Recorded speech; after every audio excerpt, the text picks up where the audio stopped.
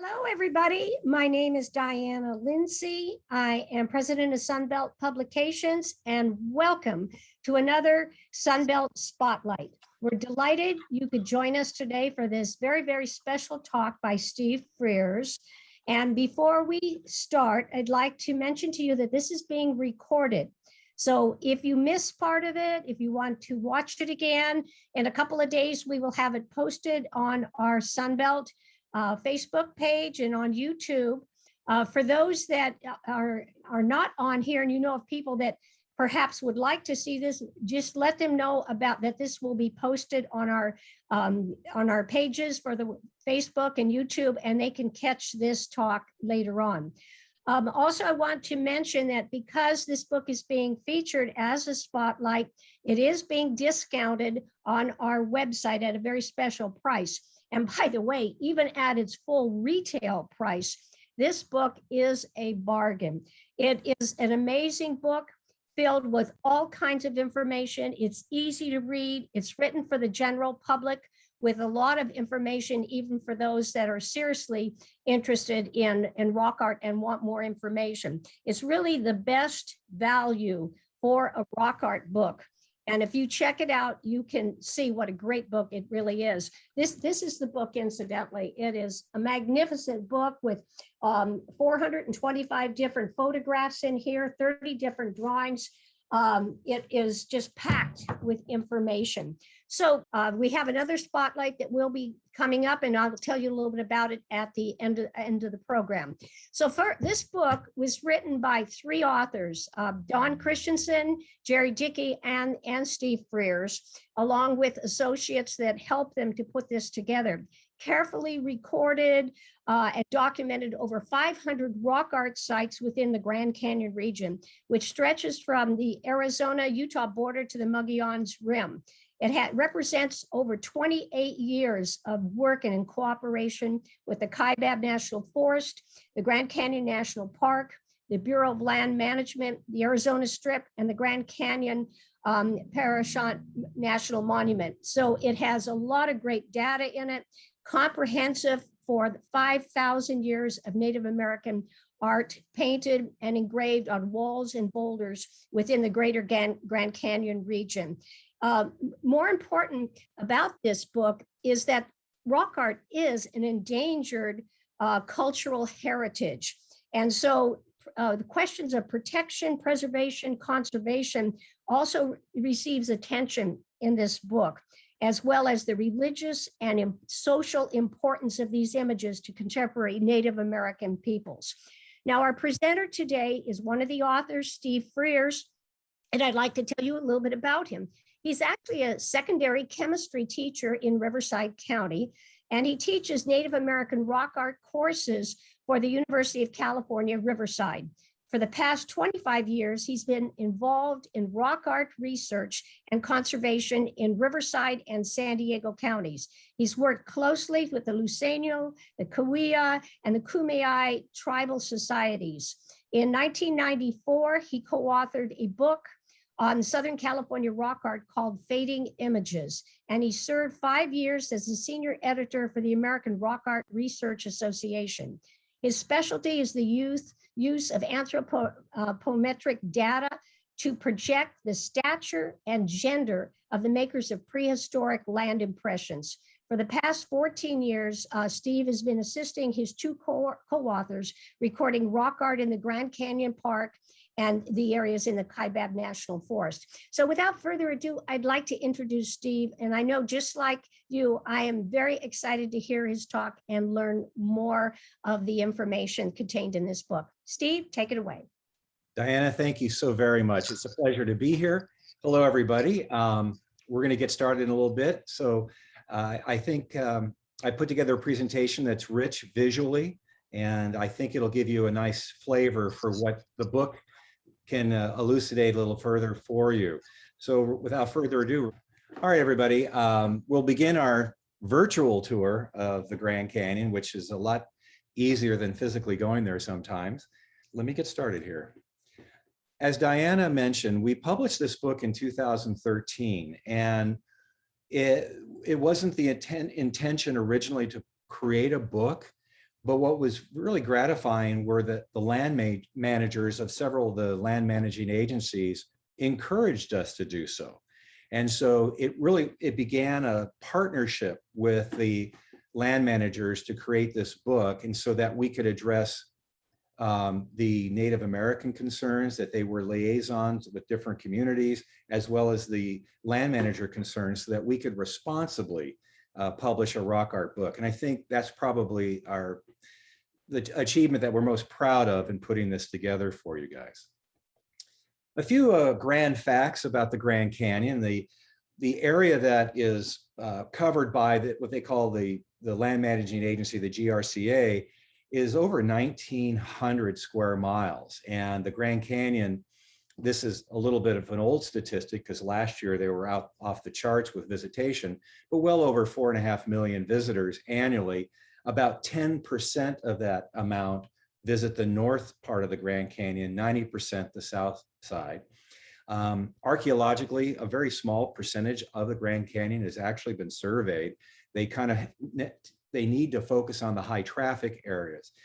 And as you were told, this book represents quite a bit of research, at least 24 to 28 years of research for the land managing agencies. Well, there's a picture of the, the dynamic trio. That's Don Christensen on the left, myself in the middle, and Jerry Dickey on the right. Don and Jerry actually started this project many years ago, and I kind of joined them later to form a team of the recording. We were honored in 2014 to receive the Governor's Award for our volunteer work, and all told, over 10,000 hours were volunteered to this project. And that picture up in the upper right is Don precariously perched at Bat Ledge, a ruin that you'll see a little bit more about later. The Grand Canyon is, if you haven't been there, it's daunting and captivating. Historically, some of the first Europeans that visited the Grand Canyon kind of wrote in their diaries, okay, we've seen this tremendous geologic feature, but we never want to come back because it was very hard to pass. But as we know, it's been the resident of human beings for thousands of years, and it has a lot of different facets to the Grand Canyon. This is a view from Lee's Ferry looking down the Colorado River. This is the place where you could ferry across the river in historic times, but it was also used prehistorically as a way to get from the north and south rim. But the Grand Canyon is really a myriad of landscapes and ecological zones. What you're looking at on the screen is a kind of a winter view of the Esplanade formation and the rim of the Grand Canyon in the background. Summertime can bring monsoons, monsoonal rains, and these events can come upon you very quickly, particularly if you're venturing far away from your car or the road. Some of the roads can be very, we call them clay-y, or they can be very slick because of the clays that are naturally in some of these surfaces. So it's a tricky landscape to navigate. You have to kind of be mindful of weather patterns and so forth. But the Grand Canyon is more than a canyon. It has rich ponderosa forests. And believe it or not, about this time, the aspens are turning beautiful yellow. And you can see a lot of this on the north rim of the Grand Canyon. Humans have been interacting with the Grand Canyon, as we know, since prehistoric times. I just threw in 3 little photos from the book. The one on the left is my favorite photo in the entire book. It's a little shot of Doris Dunn from 1929 having a tea party with a kaibab squirrel. And I was in the archives and I found this photo, and I told the archivist, we're going to get this in the book somehow, just because it tickles my fancy. So there's Doris. I haven't followed up on her life. I'd like to. In the upper right, that's an example of one of the cowboy camps that can be seen in the Grand Canyon. There are a few of these as you leave the rim and go on to what we call one of the benches of the Grand Canyon, called the Esplanade Formation. It's a formation of sandstone, and as you progressed from the rim down to the river, you kind of encounter 2 or 3 different benches of different geological formations. Well, cowboys in the early part of last century used to take their cattle down there to graze. Jerry Dickey, one of the authors of the book, has been following up research on many of these homesteaders and cowboys that were taking cattle down into the canyon, and is doing archaeological survey on the rim to kind of tell the story a little bit better about how some of these camps came to being. And the lower right photo is a black and white, a period photo from the early 1900s of one such camp in the canyon. Well, we're here to look at rock art. So let me show you just a brief timeline about rock art in the Grand Canyon.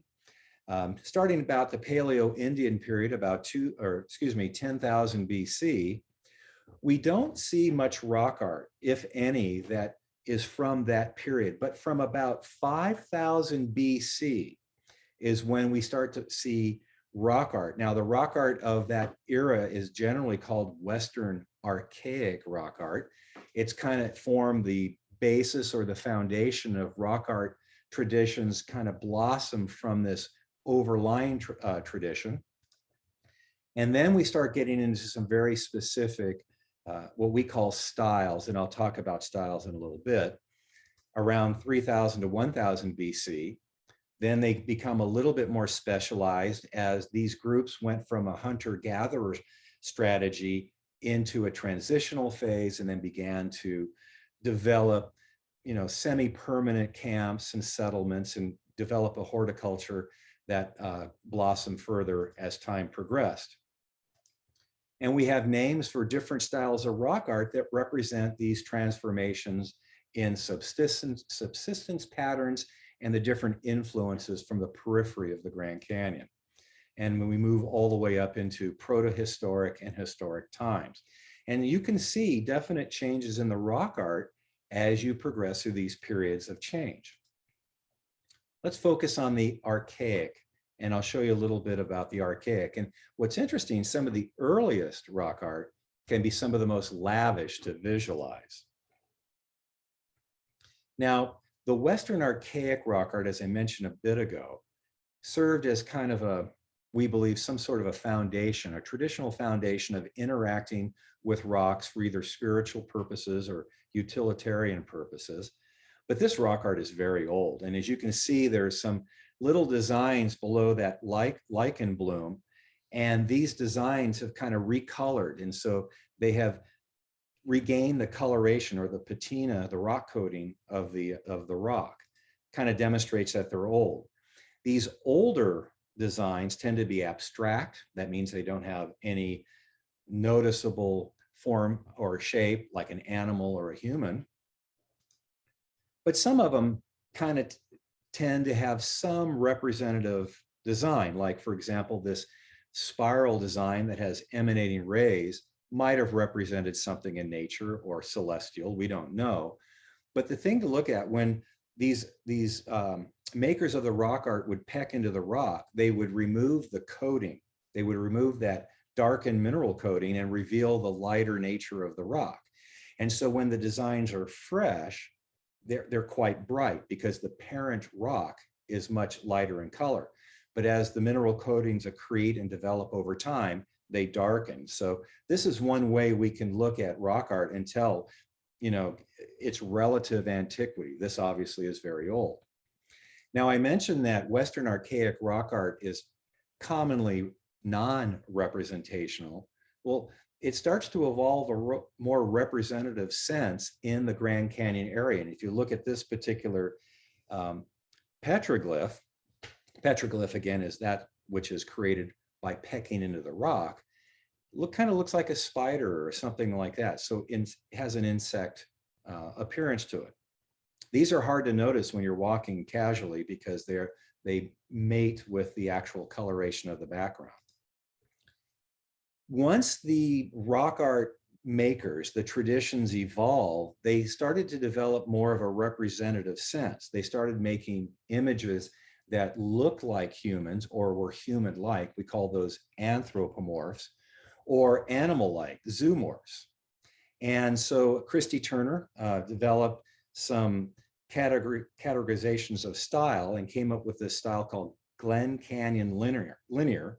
It's actually his style 5, where you get anthropomorphs and zoomorphs that have kind of ovoid bodies, small heads, short legs, and interior designs. You're looking at an example on the screen right now on the petroglyph on the left. Here's another example of a very old and archaic form of rock art, and you can see that its coloration is exactly the same as the rock. We only see it because it was incised and creates a shadowing effect.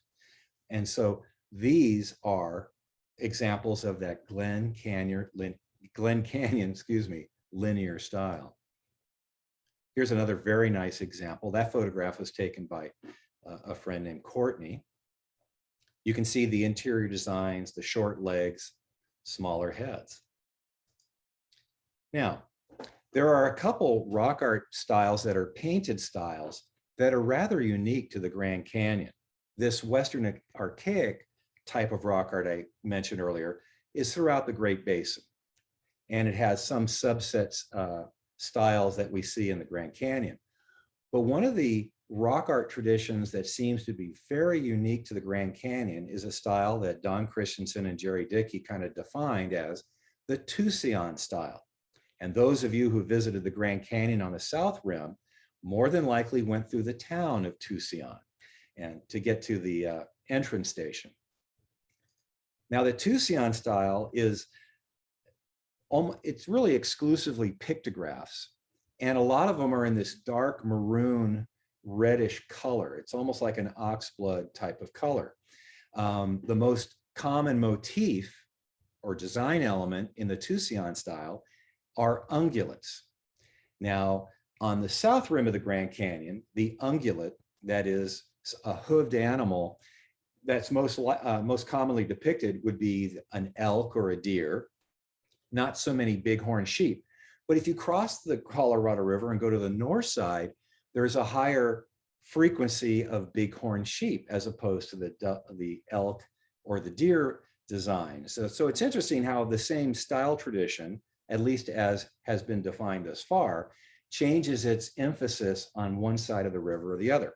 Now you're looking at a limestone outcrop, and commonly in the forested areas, you'll get these limestone outcrops that kind of come through the topsoil, and they're very shallow. In some of these shelters, though, we find some extraordinary rock art. You get a sense of how tall the shelter is by looking at the far left of the photo. You'll see my camera case. It's not a very big camera case, but that gives you an indication of that's a very small space. Look what's on the ceiling. Some extraordinary paintings, and some of which are done quite finely with a fine brush.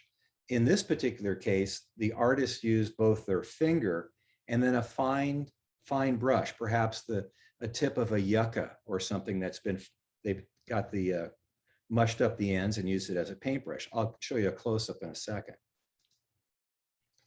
Notice there's a deer motif and some little chevrons and dots. So the artist that created this used quite a lot of detail, was meticulous, and in this very small space. It's surprising actually that people have discovered these over time. So this is an example, a very nice example of Tucson rock art. This is one of my favorite shelters to visit. Unfortunately, it's getting a little notoriety, and so I've noticed over the years footprints, and people will knock down the sign. There's that little post that says, you're at a very special place, please don't disturb. You can see the actual Grand Canyon in the background. This shelter is right under the ridge of the rim of the Grand Canyon. In fact, I can hear visitors above me sometimes walking around. They just don't know that we're there. Inside this shelter are some very interesting paintings. Here's a pointillistic anthropomorph where they use, again, a brush doing fine dots. And it's kind of a highly stylized, obviously, form of anthropomorph. We see the two short arms and hands. Quite interesting. Here's another view of one of the panels. This panel has had many episodes of painting. We call that superimpositioning or superpositioning of art. The latest form of rock art on this particular panel are those pecked, what appear to be bighorn sheep or deer. It's kind of hard to say the way they design the horns, right over the pictographs. One interesting motif I found there is this. There's the anthropomorph on the left and a zoomorph on the right. The zoomorph, obviously an animal-like figure.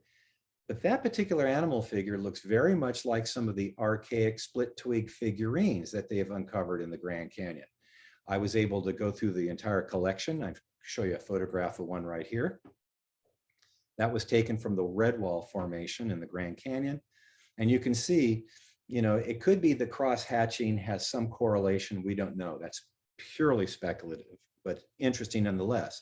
And to show you how finely detailed some of these ungulates are, there is a Roosevelt dime, and it kind of gives you a perspective of how small and detailed some of these little motifs can be. Quite interesting. Many of the sites are out in the forest, in the Ponderosa forest of the Grand Canyon. What you're looking at is, we call that one 10X, and that's Shelter Cave, another limestone outcrop. And here's the spectacular paintings, the archaic paintings in the Tucson style that are located there. Lots of abstract motifs, ungulates, and anthropomorphs. There's kind of a crude looking anthropomorph in the middle.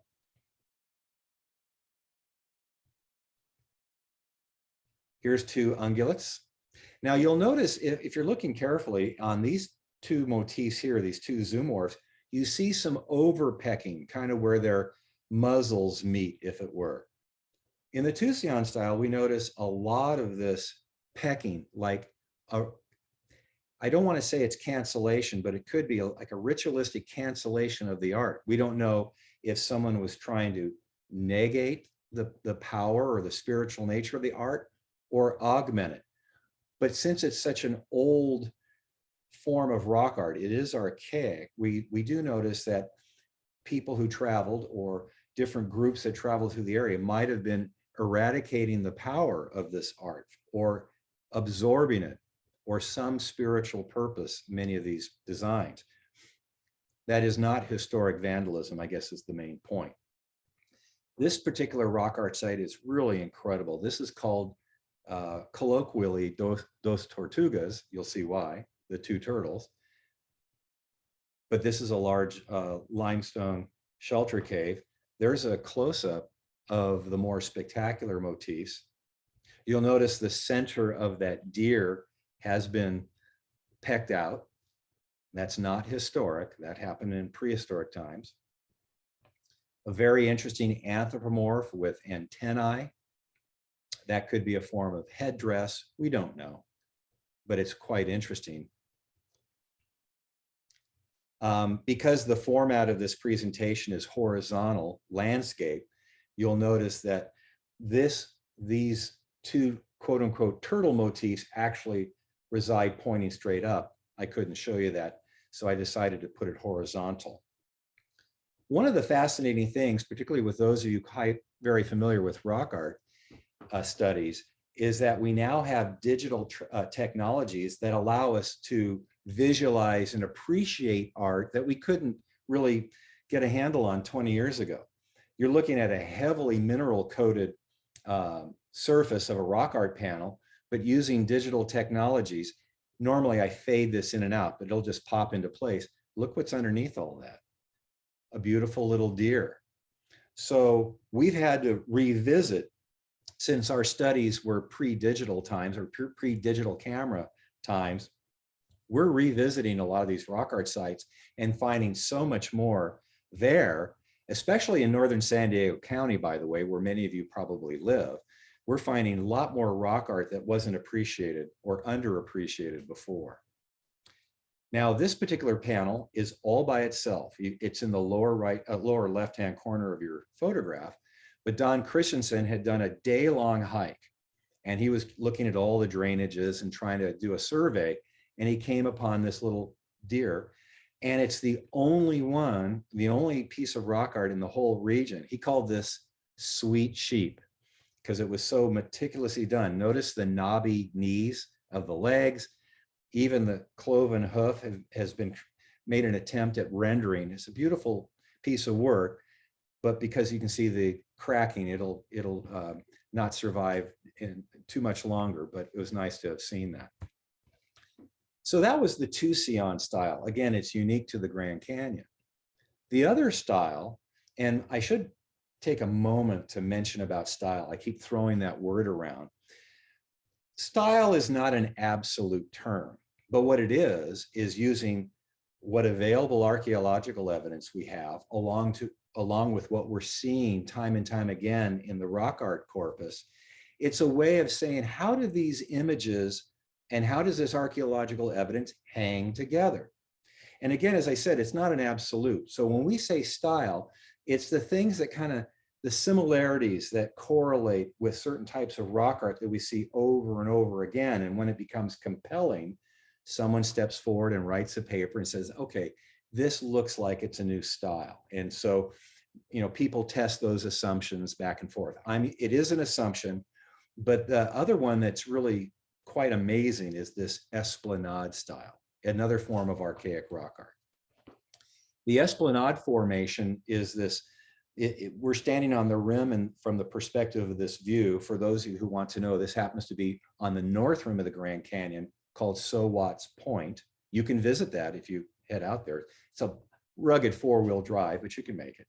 But looking down below, you can see this reddish tone sandstone. That's the Esplanade formation.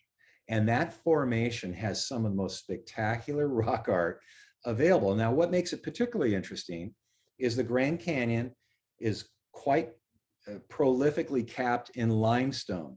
Limestone does not hold water very well. It has all those cracks and fissures, water drains through like a sieve. And so water sources are at a premium at the Grand Canyon, particularly on the rims. But sometimes it can percolate down through and pool or have nice springs in these sandstone formations, of which the Esplanade is. And so that seemed to be an attraction to groups over time. But getting to the Esplanade formation is not necessarily easy. You have to backpack in most places, and it's quite rugged. And this is what it looks like when you're down on the Esplanade formation. And our destination on this particular trip was as far as you can see in those cliffs way out in the future, or way out in the distance. The problem, I back off here. I wanted to show you one of the treats of the limestone formations are the embedding and the fossilized remains of these ocean creatures. It's quite fun to see. And you get beautiful examples when you're out in the area that they haven't been picked up by, you know, the general public. Oops, go forward.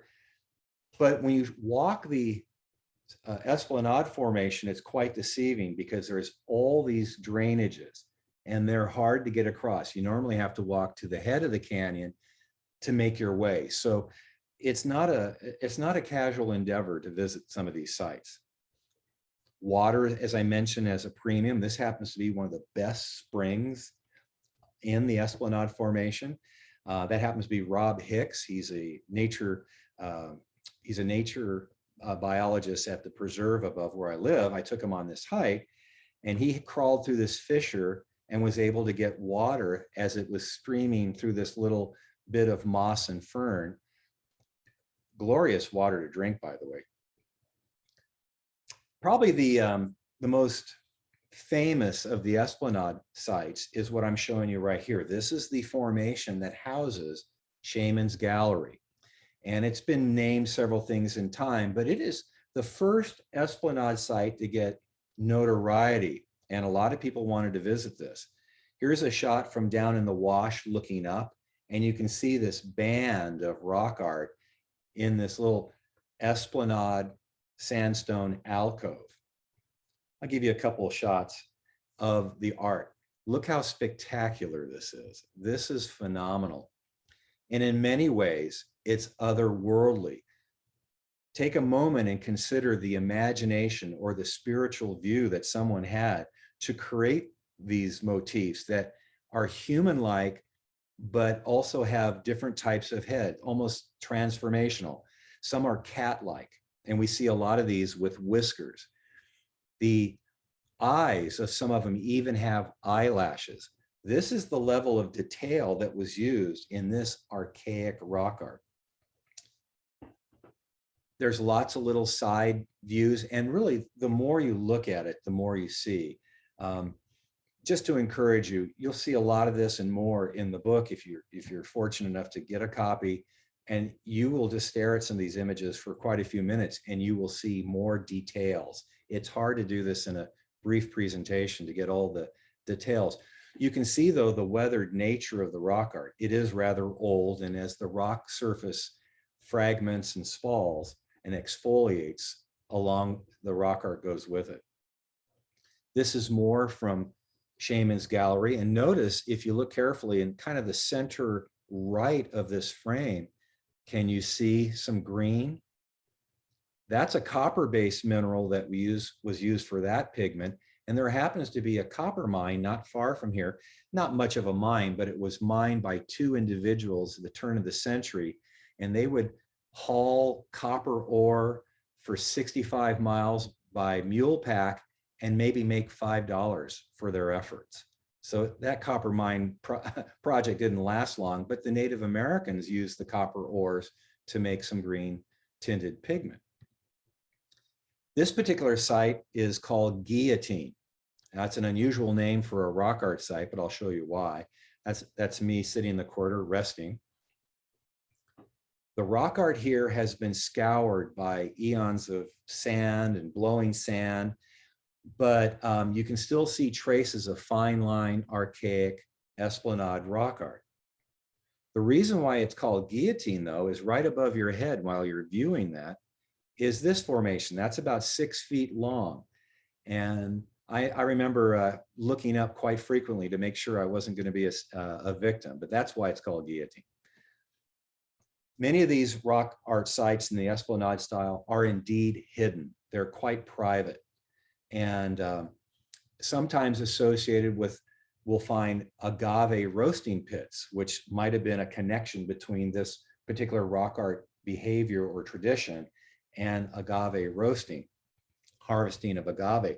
But you can see two individuals down in the lower center right of the photograph, just to give you a perspective of scale and the grandness, and how also at the same time how hidden this rock art can be. This happens to be a site called, we called it colloquially Red Dog. And you can see if you look carefully, the whitish coloration of a dog-like figure. Looks like it's chasing a little ungulate there. Extraordinary imagination or conceptualization of spirit beings. Here's some other examples.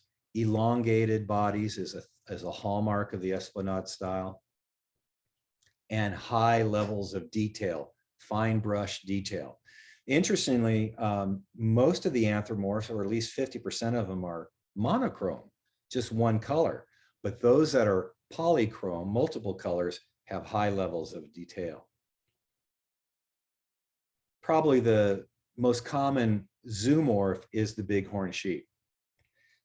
Features like this on the landscape guided Native Americans on their way through the Grand Canyon corridor, as well as modern day hikers.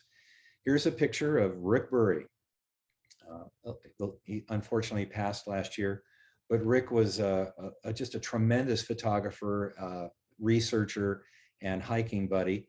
And we hiked in 2009 to this particular site. One of the reasons to get photos for the cover of the rock art book, Rock Art of the Grand Canyon. Rick's photography is featured in the book. And take a look at, this is our goal, to view these anthropomorphs, highly detailed, polychromatic, and quite honestly, I don't do much interpretation, so forgive me, that's something we don't do.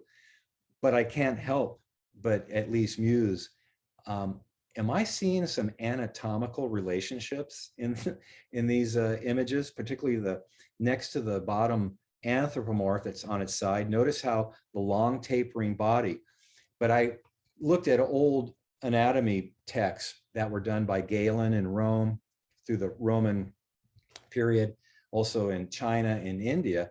And early anatomists kind of had that view of major arteries, the digestive tract, and so forth. I'm just throwing it out there for fun conjecture. I'm not saying anything absolute. Here's a picture in sideline. Look at the detail of the bodies. You also see some attendant figures, some zoomorphs in red just below.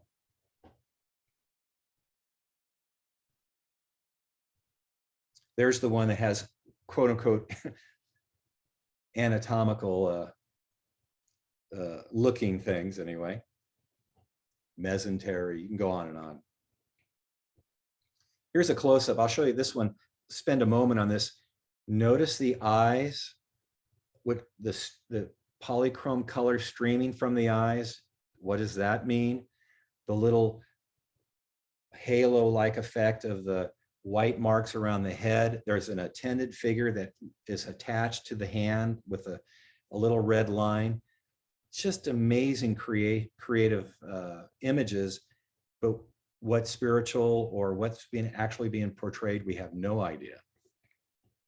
We only have our own perceptions.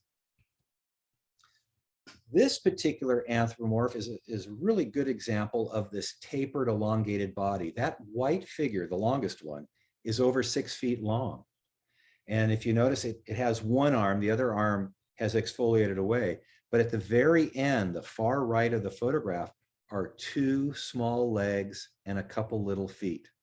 Very wispy and ghost-like. Kind of interesting. Whether or not this represents a spiritual being or somebody that's alive, we don't know. And other images that contain ungulates, deer, and so forth. This is a polychrome circle. Nice fine brushwork to make the white and the red ungulate. And just other crazy images from the cave. Because of time, I can't dwell too long, but these are truly spectacular, and ferreting them out between the erosion and the images takes a lot of patience. This is a bird-like motif, we believe, at least that's how we describe it. You can see the wings and then the trailing tail, if you will. This particular site's called Atlas. Look at that large phalange of sandstone. That's Esplanade sandstone. Inside this particular interior, some of the vertical faces inside that alcove or that shelter have been painted. I'll show you one close-up. It's called Atlas because the figure on the far left, you see a human-like figure holding a sphere above, kind of like Charles Atlas. That's how that got its name. Other interesting features. It's interesting that little candelabra looking motif on the right, on the horizontal arcing band, actually has 2 hands. So they would morph human characteristics to these otherworldly characteristics in many of the images. Makes it quite intriguing. Some of you might be thinking, well, Steve, I know what that is. I don't know if it is or not. Certainly looks like a camel or a llama or something of that nature, but in the Grand Canyon, who knows how that motif got there. More interesting otherworldly motifs from the Esplanade style. You can see why people are attracted to go hike and see these things. Many get rather eroded. We have attempted to date this pigment, but the dating attempts failed because the Grand Canyon is in one of the fallout patterns from all that nuclear testing. So there's so much contamination by radioactive fallout to the background. You can't ferret that out from the actual paint source. So unfortunately, they're very contaminated. I tossed this slide in to show you a little bit more of the green or the olive colored pigments that were used, kind of abstract motifs. Kind of a bighorn sheep procession. Processional images is not uncommon. Okay, this site is called Jump Up, and there's a shot of Don Christensen, and he's looking upward of some paintings on what is now the ceiling. Now, we don't know where the actual floor of this shelter cave was at the time of those paintings, but it was considerably higher because those are impossible to get to unless you had some ladder or platform. This is the canyon view of where that art is found. This is looking from the bottom of the wash straight up at those paintings, which are at your upper center, the upper center part of your photograph. You can see those paintings. Now I'll show you a close-up. So they're at least 20 feet in the air or up on the surface.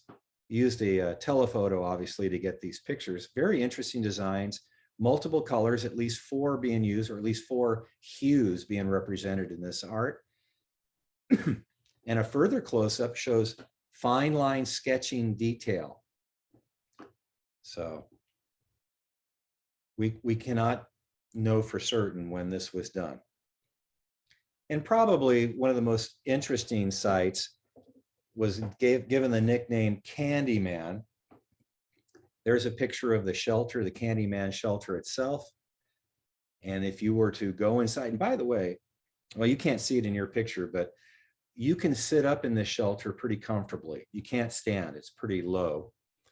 But looking at the ceiling, I think you can see why we named it Candyman. I remember at Knott's Berry Farm as a kid getting these gigantic spiraled lollipops, and that's kind of where we nicknamed this shelter cave Candyman. Wonderful images. Again, otherworldly, but they held on to some anthropomorphic traits. There's a lollipop and a bighorn sheep. Again, the most common zoomorph that we see in this particular style, the Esplanade style. Some very nice rendered bighorn sheep. Lots of detail. This particular anthropomorph, I put it horizontal so I could stretch it bigger, otherwise it would be awfully small. You can see the patterning done in the body. It's really exfoliating, but the polychromatic nature is there. And a couple more. One interesting thing, if you notice the image on the upper right, look at the elbows. They went to the trouble of putting little knobs at the elbows. One has 5 fingers, the other has 4. I don't know how realistic that is. Okay. Well, I hope you appreciate that the archaic rock art can be quite spectacular and very intriguing, from design choices and how they portrayed spiritual beings and so forth.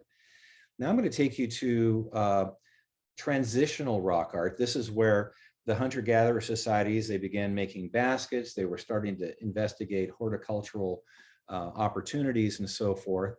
And this is a picture of the only known basket maker basket that's in the Grand Canyon collection. It's quite fragile. And I about fell over backwards when they handed it to me. I was scared to even touch it, but I had latex gloves on and so forth. But it was quite a privilege to get to photograph this. Many of these sites, this happens to be in Snake Gulch, are not as arduous to get to as what I just showed you, the Esplanade. These can be visited in this particular area in one day, just with 5 to 10 miles of hiking. But this was a time when there was an introduction of horticulture. Most of this basket maker art is on the north rim of the Grand Canyon, not the south rim. So it's north of the Colorado River. There are 2 styles you saw on the previous slide, the Snake Gulch style, if you will, and the Cave Valley style. Now, most of the Snake Gulch anthropomorphs, you'll notice they have ear bobs. This one doesn't happen to have that, but I like the picture because it had handprints. I'm somewhat of a handprint nut when it comes to measuring them and so forth. One of the main sites in Snake Gulch has these just gigantic alcove, and it's covered with rock art. Even these exfoliating slabs of stone have rock art on them. Now, these motifs are a little bit more indicative of what we would call the Snake Gulch style. And this is kind of a shaky style designation, I must say, but notice the quote unquote ear bobs that you see. the trapezoidal bodies, or that taper down to the legs. Sometimes they depict genitalia, sometimes not. Two of these three have those ear bobs. White is a pigment if it's exposed in most rock art areas of the world. If it gets a fair amount of weathering, it tends to be the most fugitive. That means it weathers away more quickly than the other pigments. And that seems to be true here as well, although these have some sheltering from rain. The geologic process continues with or without our participation. And so a lot of this rock art is at risk of falling away and being pulverized. It's just part of the rock cycle. A couple nice anthropomorphs. Notice the broad shoulders, tapers down to the waist. It's usually straight legs. Here's a pointillistic rendition of the Snake Gulch style. Lovely rock art panel to visit in person. You have to climb up to a platform to see it. And as I said, this rock art, it's peeling off the rock. The National Forest Service and Don Christensen came in and kind of righted this one and leaned it against the wall, so you could still see the yellow ochred anthropomorph on the face. Quite heavy. It took 4 people, I believe, to move this into place. And these are rather high up on the alcove, spectacular. There's a real emphasis on yellow pigment on these. This is an oversaturated photo. This is not my photo, but one I think Courtney provided us. Shows a couple of the Snake Gulch styled anthropomorphs. Now we get into anthropomorphs that are more like Cave Valley. And here you have kind of like trapezoid head on a trapezoid body, and sometimes the trapezoids are inverted, but very formalized. You can see the more straight-edged approach to these. They don't have the ear bobs. And 50% of these are actually in the element array that has been documented are outlined. They're not filled in. There's no real pattern to these panels. There's not a point of emphasis. They're kind of just very interesting, but highly stylized. Notice the hands and the arms can be triangular as well. This is an interesting site. I'm going to take you inside a lava tube.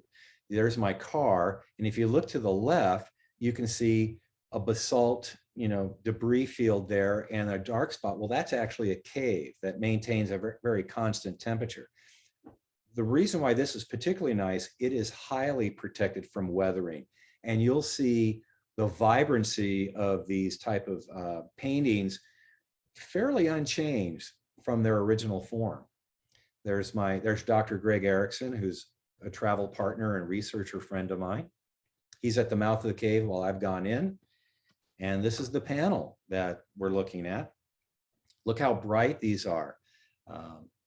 Probably their highest risk of water drainage, mineral drainage, and also algae tends to form quite heavily around this particular locality. Those are your Cave Valley-esque type of motifs, but quite more vibrant than we typically see out in more exposed rock art situations. Quite interesting. Looks fairly fresh, doesn't it?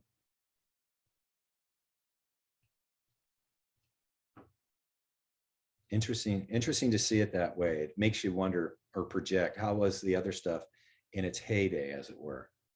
Even a rainbow-esque motif.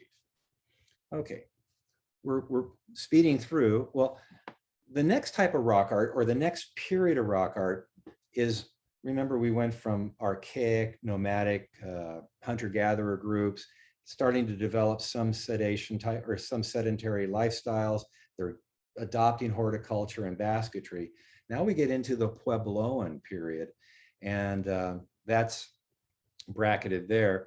This usually is the height of the Puebloan period, especially in terms of rock art, was between AD 1000 AD 1000, AD 1250. That's your Pueblo II, Pueblo III periods, for those of you who understand a little bit about Puebloan chronology. But this was a time of semi-sedentary existence, developing societies, and a lot of technological advancement for the group.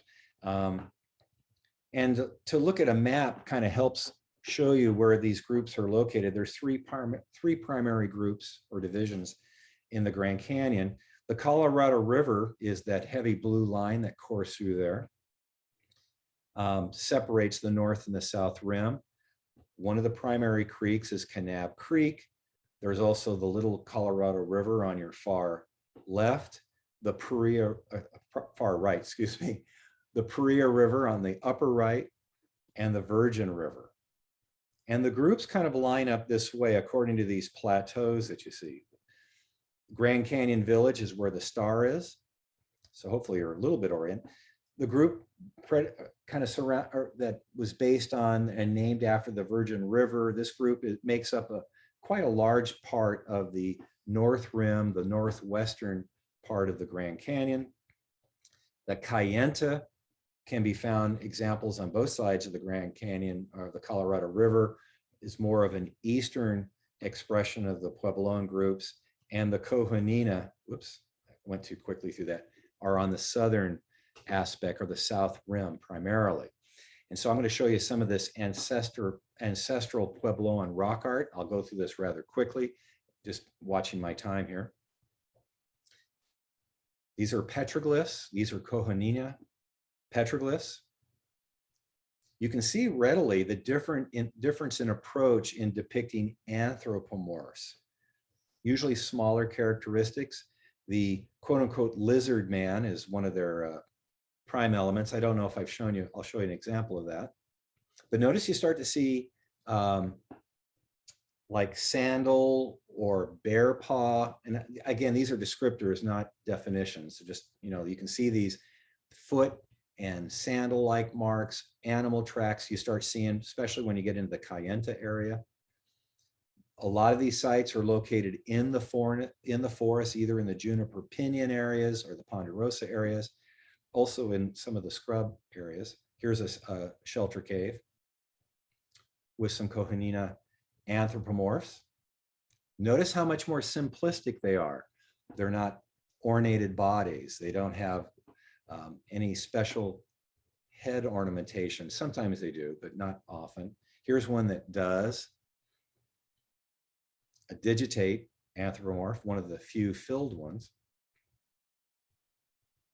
And a lot of abstracts. A lot of abstract motifs. This is a polychrome panel that has simplified anthropomorphs and zoomorphs depicted. If you look in the center, you'll see a kind of a classic anthropomorph design and other, just an array of elements. Whether that represents on the anthros a tail or a phallus, it's anyone's guess.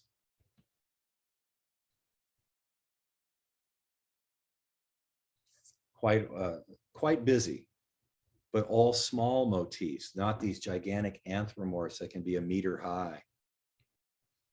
Again, you can see some pecking, some later eradication of the design. It might be trying to kill, it could be part of hunting magic, an increasing or an eradication strategy. We don't know. The Virgin, which is another ancestral Puebloan group. Again, they were on the north rim towards the Virgin River. We see a lot of these, if you look at the picture, the anthropomorph, a lot of these stacked anthropomorphs, kind of like they have 2 legs and multiple arms.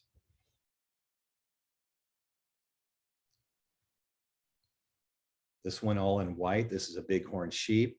This particular site's really at risk. It's not far from a quarry, a flagstone quarry area, and the vibration energy from flagstone quarrying is, we believe, is the mechanical energy is starting to separate this large panel from the parent rock.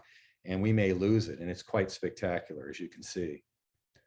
Primarily white. There are some handprints in dark pigment and some red as well. Here's a petroglyph. This was pecked into the rock. Interesting circular, maybe a canid motif or a bighorn sheep that's really elongated. It's hard to know.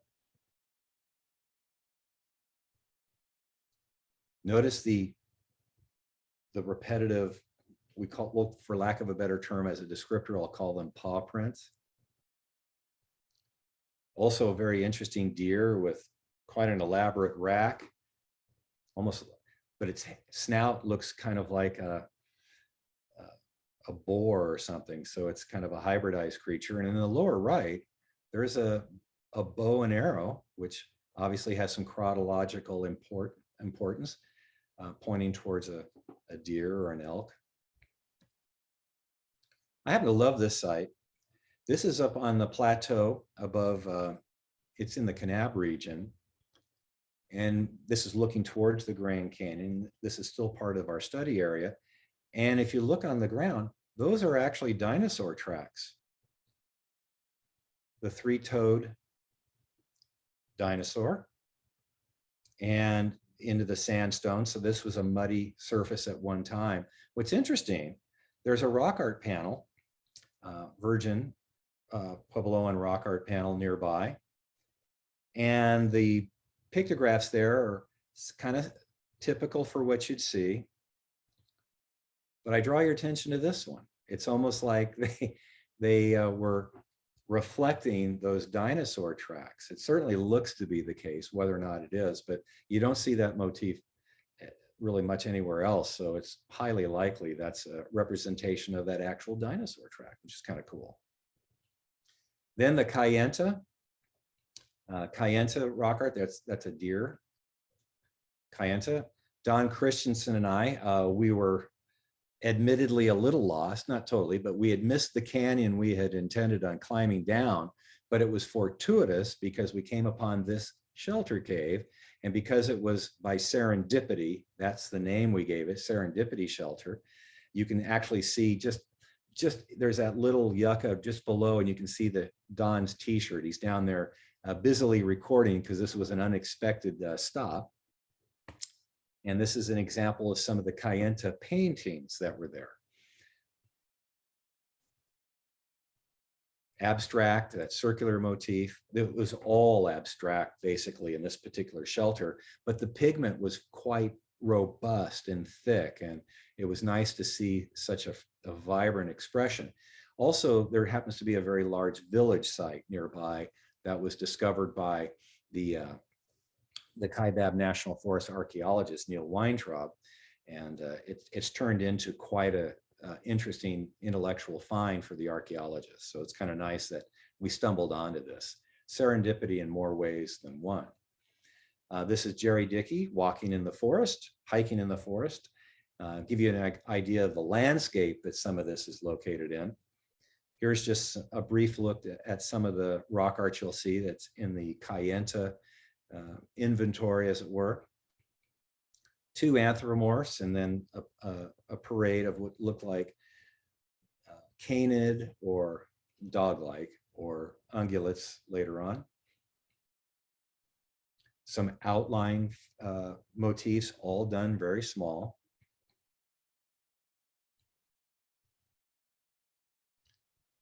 Take your best guess at what those are. I think we logged them in as canid motifs, but I don't know.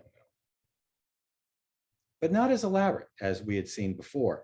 Here's a shelter cave, Kayenta, Puebloan structure, and there's rock art on the wall and the ceiling of this particular shelter cave.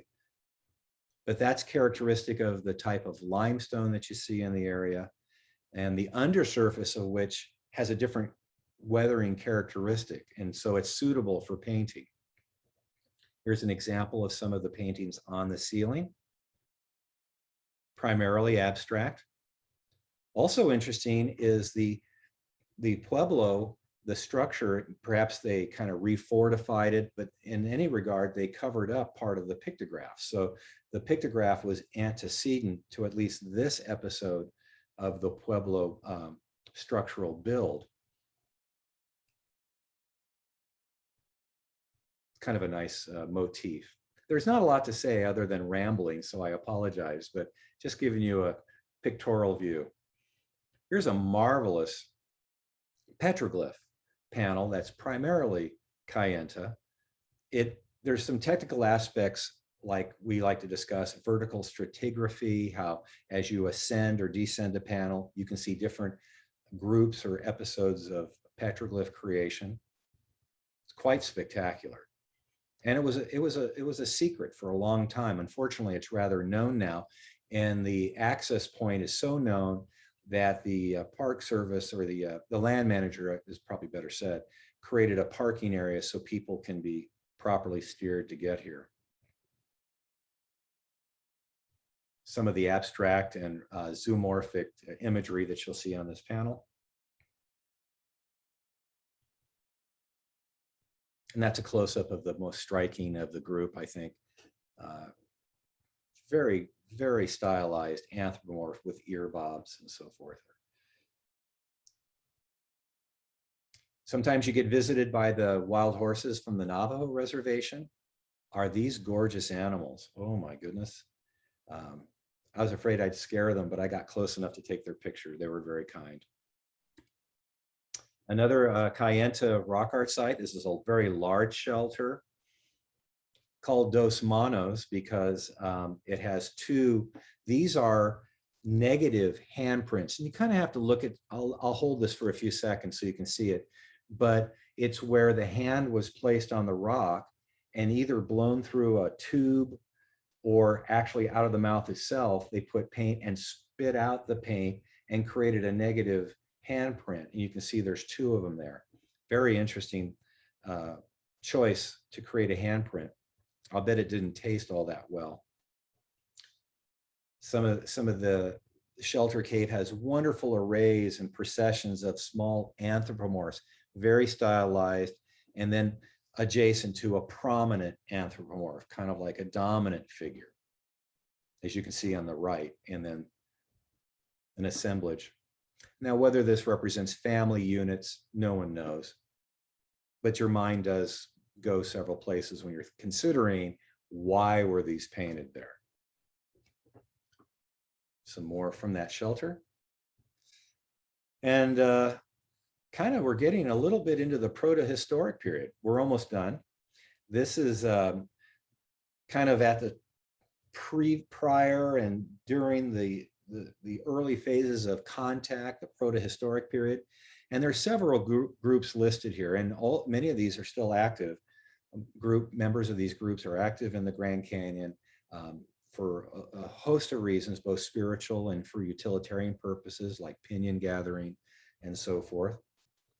A lot of this art is, not all of it, but much of it is sketched. Maybe they use pigment, sticks, charcoal, crayon, and so forth. This is from Willow Springs, a Hopi sacred site, and where you see a lot of clan imagery and which is repeated. Beautiful rock art, just spectacular. Here's many times one of the Pi groups, for maybe the Southern Paiute, or using charcoal or crayon to create different images. On the left, you see what looks like a bison in the lower image. On the right, the upper image almost has a Mesoamerican feel. It could be a snake. We don't know what that represents, but definitely the one in the lower right is a rider on horseback. And of course, that is entering the historic period and sketched there on the rock. Much of this rock art of this type you see placed in situations where it's over older rock art, which kind of amplifies the idea that the place to create rock art is very important. And that's what draws different groups from different time periods to the same place over and over again. And this latest phase is this Pi sketching. there's a more of a horizontal, broader view of that.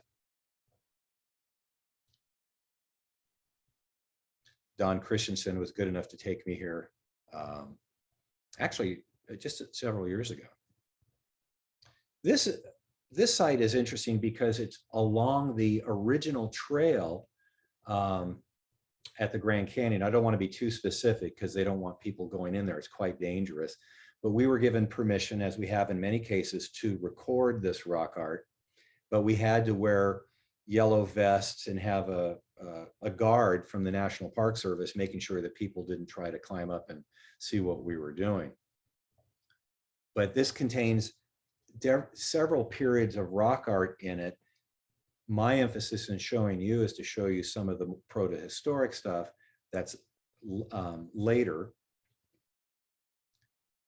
Right here, here's some what we call pi. We don't know exactly the group affiliation, but there's lots of Hopi names sketched in pencil here as our Southern Paiute names.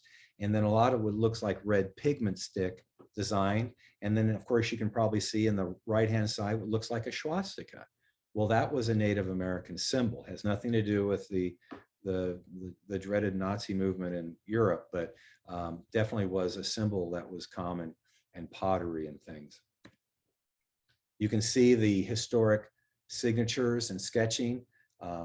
Don and Jerry Dickey in particular has followed up and looking at some of these families and these clans that created some of these historic features.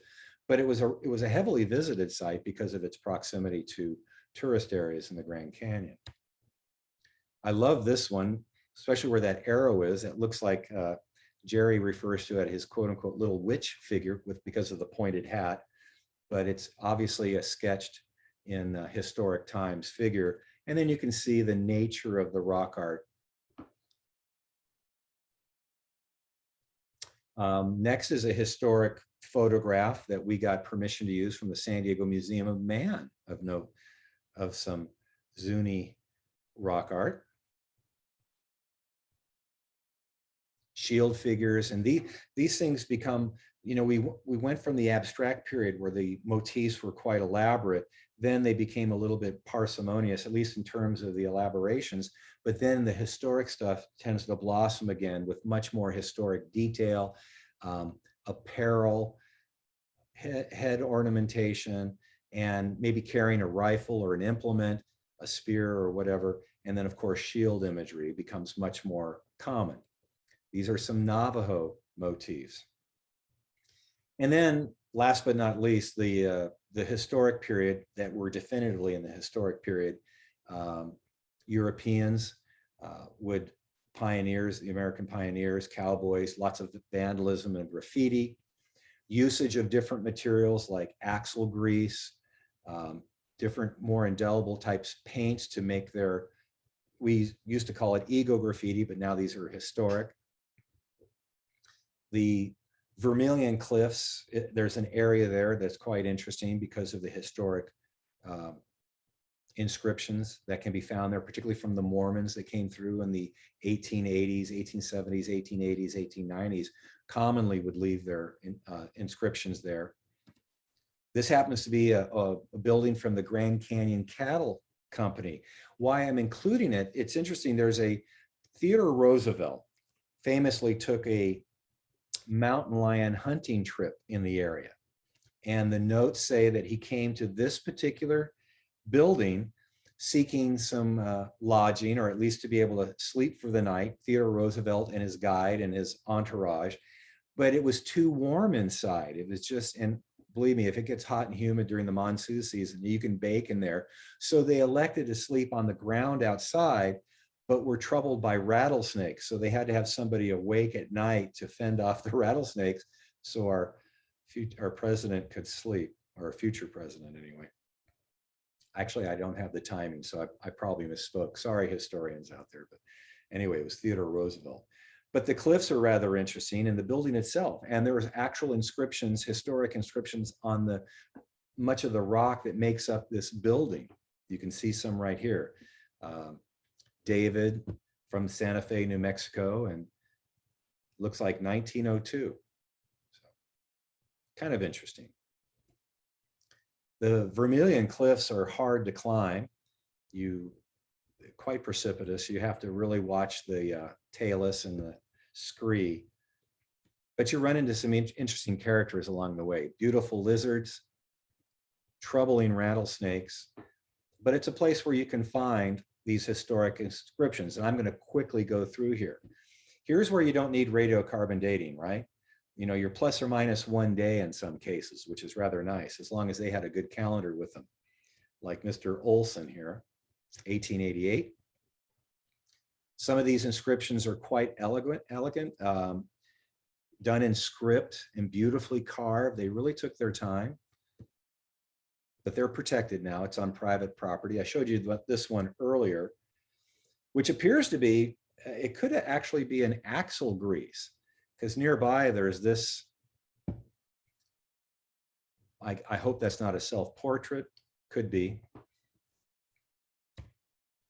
And an infamous inscription. This is actually the inscription of the infamous John D. Lee, who was at least thought to have participated in the Mountain Meadow Massacre, and he was summarily executed. He's responsible for the Lee's Ferry, that crossing of the Colorado River, but he actually left his inscription, it looks like, on Christmas Day of 1871. Axle grease was also used by Native Americans, we believe, to create motifs. This happens to be located in Snake Gulch. We call these the boxers. Interesting. And then there's an old Navajo trading post on the left, a historic kiva in the lower right, and a tin can trash field. And these, you know, when we find artifacts that are historic, like tin cans and stuff, we record them, we don't disturb them. They're quite valuable as part of the archaeological record of the Grand Canyon. This happens to be a place on the North Rim, and I just show this one picture because part of it was used, or the arrow is showing an element that inspired something that actually ended up in the North Canyon, or excuse me, the North Rim's lodge as a lighting element. There's that element recreated as part of the building. And unfortunately, historic vandalism, I guess we call it vandalism now, maybe 50 years, the Park Service will call it historic, I don't know. But unfortunately, graffiti begets more graffiti. And it's the bane of those of us who study rock art. And unfortunately, these people do this without much of a conscience.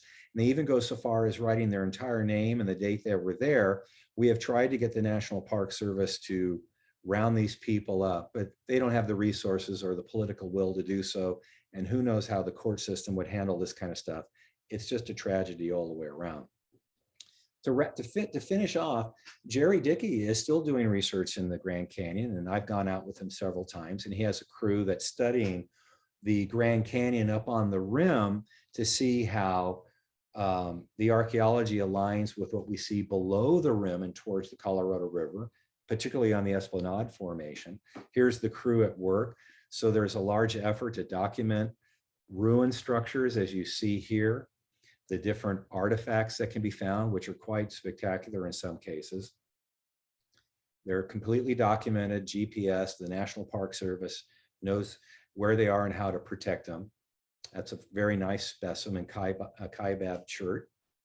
I include this photo because I noticed this one. I loved it because you can see the fingerprints of the person who did the pinching to create this corrugated sherd. Quite interesting. It's really nice to see the impression of the maker of whatever it is, rock art or a ceramic. And just an example of some of the things we see. And as I mentioned, the historic artifacts are quite helpful because we have sheep herders that use the area, cowboys, cattlemen, and this all creates a continuing historic record of how the Grand Canyon has been interacted with by human beings, as well as the homesteaders. And we've actually gotten permission to go into some of these homesteads that have been now abandoned Those that are still, we've gotten permission by the owners, they're still in the family in some cases, or owned by the Park Service or land managing agency. Here's a view inside one of them. And you actually see quasi-modern amenities. I don't know about how healthy it is to be here. I noticed these spiritual guides on one of the beds, and it was just covered with rat droppings. So you got to be careful. So COVID has taught me to use my N95 mask whenever I go into one of these places. Well, that's about all. I hope, folks, you've enjoyed this. Sometimes the weather says you got to get out of Dodge, so I shall. And sometimes it's where I'm heading. That's where I was camping, where that is dumping, by the way. But that's my last slide. I hope you enjoyed the presentation, and thank you all for your kind attention. And I'm open for questions. Steve, this was absolutely amazing. Just what a wonderful overview. And once again, before I open it up for questions, I just want to remind folks, Oh, yes. fabulous book is available at a really great discount, and it's a real value for its information and its bargain price.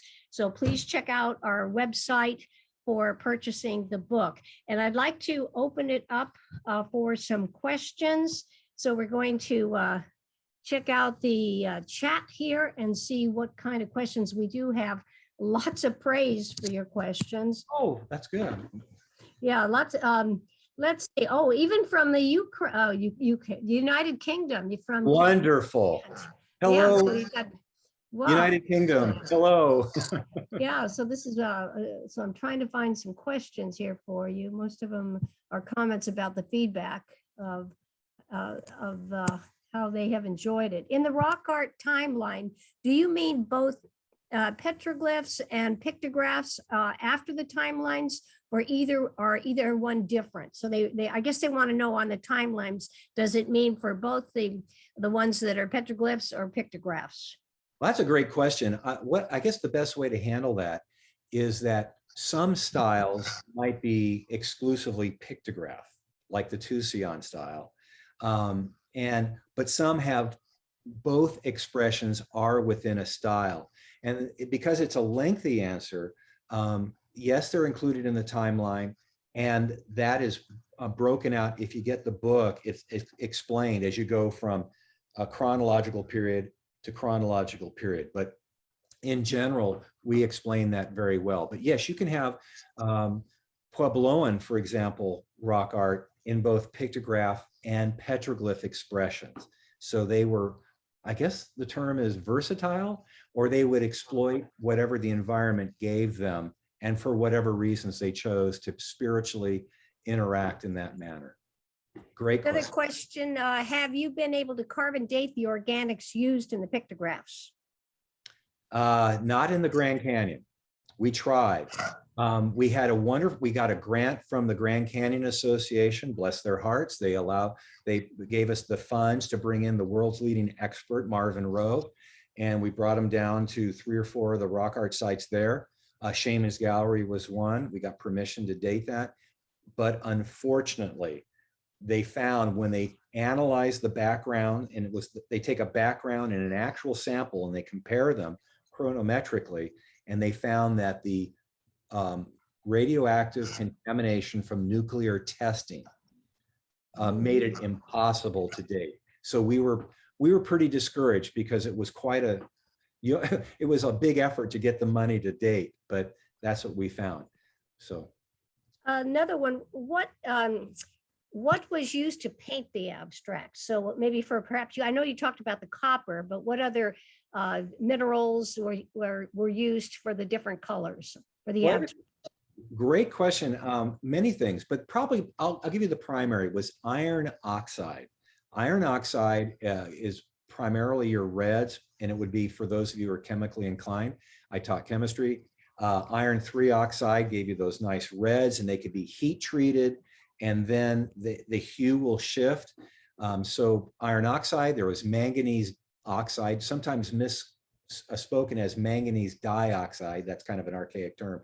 But manganese 4 oxide gave us blacks, but they used charcoal for black as well. And kaolin is a white material, a clay-like material that could be used. There was 2 or 3 different things used for the whites.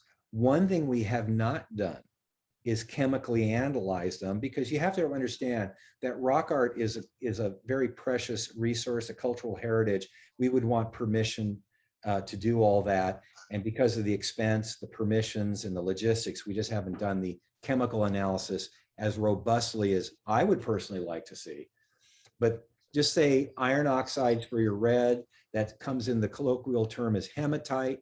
You can gather that there's bacteria that excrete it. You can actually scrape the ridge of ponds and stuff to get hematite or iron oxide, roll it up, let it dry, mix it with oils, animal fat and stuff, and you make it, actually can make a rather neat paint. So those are, I think, I don't want to get too wonky. But that's a wonderful question. You carry Campbell's book, don't you, on that? Yes, we do, definitely. That's a great book on discussing everything you want to know about Native American strategies and paint and stuff like that. Yep, if they check our website, under that, they'll be able to find that on the Native Campbell, Campbell book. I have a quick question. Tucson and the Esplanade archaic rock art style, very similar in some of the pictures of the anthropomorphs to the rock art found in Baja California in the Salsa Canyon, the San Francisco Mountains. Is anybody done comparisons of that? It's so similar. That's a interesting question. We do that a lot. We try to make comparisons. I think the jump is too great regionally and culturally to do that. So no, we haven't done it specifically. But what they have done, and people have kind of been attacking this a little bit, looking at the Esplanade style and then trying to compare it, for example, with the Pecos style in the Pecos River area of Texas. There are some similarities. It is from the Archaic, and we don't know how communication or ideas transmitted.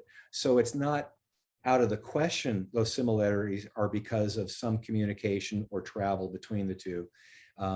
One person can instigate a style, and particularly how charismatic they are, and how even in hunter-gatherer societies, how they traveled around and spread ideas. So it's what you suggest is not out of the question, but we just haven't studied it. It's an interesting proposition. A similar question. Can you comment on the features shared by the Esplanade style and the Barrier Canyon style of anthropomorphs? Again, that is the other one that people try to bridge those. And there are differences, part of which is just the regional specificity of the Esplanade style to the Esplanade formation of the Grand Canyon, and how there was movement between the rim, the people that lived on the rim and down into the canyon during particular periods, or different ceremonies like the agave roasting and so forth.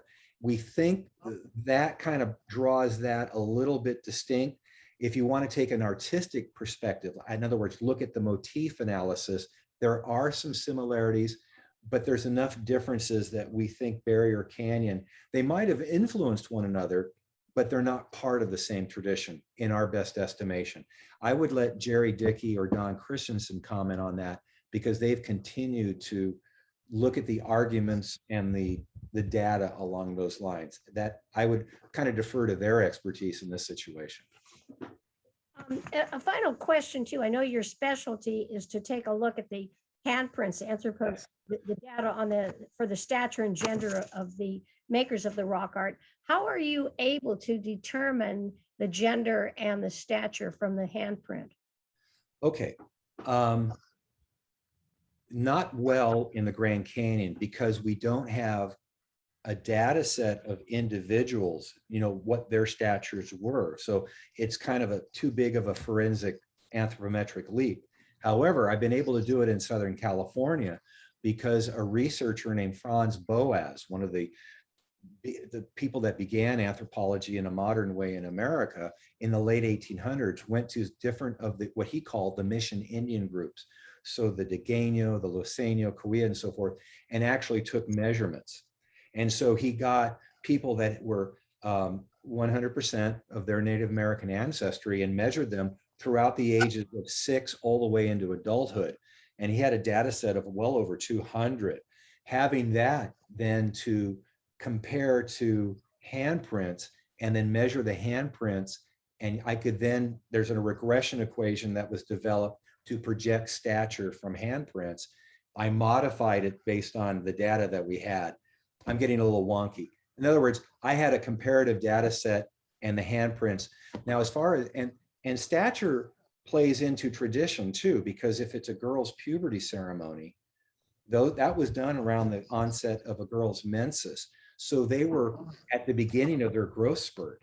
So there's a big difference between when that ceremony occurred and their adult stature.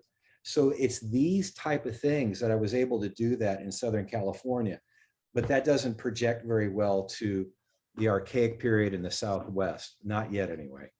That's going to be in your next book on Southern California. It'll be a whole chapter, and I guarantee I have a lot of data now on that. Yes. That's great. Hey, what I want to do is remind people that we do have another spotlight coming up on November 3rd. And this will be Richard Carrico. And so this is another great speaker if you want to join in. And, you know, again, I want to thank you so very much for this very excellent presentation. And it will be recorded. It is recorded and folks can review it. And folks that miss this, you know, hopefully then they'll be able to see it online. And again, this book is fabulous, available at a discount. Be sure to look it up. And thank you once again. Just wonderful presentation. It was my pleasure. Thank you all, Diana. Thank you for being so gracious. Have a great day. I appreciate it.